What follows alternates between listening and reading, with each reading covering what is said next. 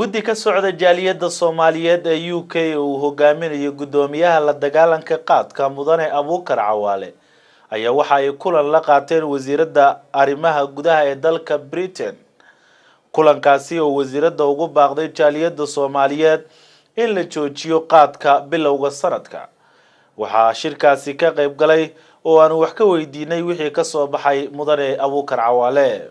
waad mahadsantahay koronto maanta 12 doornimo ayay jaaliyadda Soomaaliyeed ee UK oo ay horboodayaan ururka la dagaalanka qabyaaladda ururka dhalinyarada Soomaaliyeed ee London Somali Youth Forum iyo Tower Hamlet Mines ururka la yiraahdo iyo dabcan ololaha la dagaalanka qaadka ee qaadiid waxaanu shir la galnay wasiirka arrimaha gudaha kaasoo aanu guddoonsiinay report ama akhbaar la soo aruuriyay oo ay ku kooban tahay dhibaatooyinka qaadka uu ku hayay UK.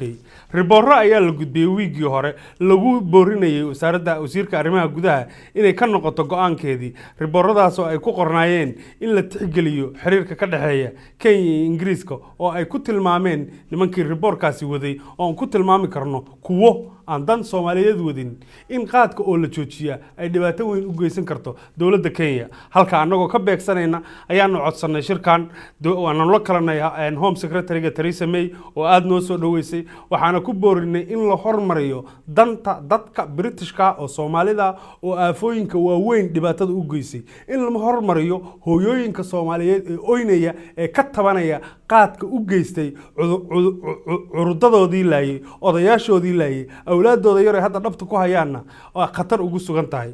gudoomiyaha ama wasiirka arrimaha gudaha ee wadankan Ingiriiska Theresa May ayaa arintaas aad soo dhaweysay nagana ballan qaaday inaysan dawladdu marnaba ka noqon doonin go'aankeedii ahaa joojinta qaadka.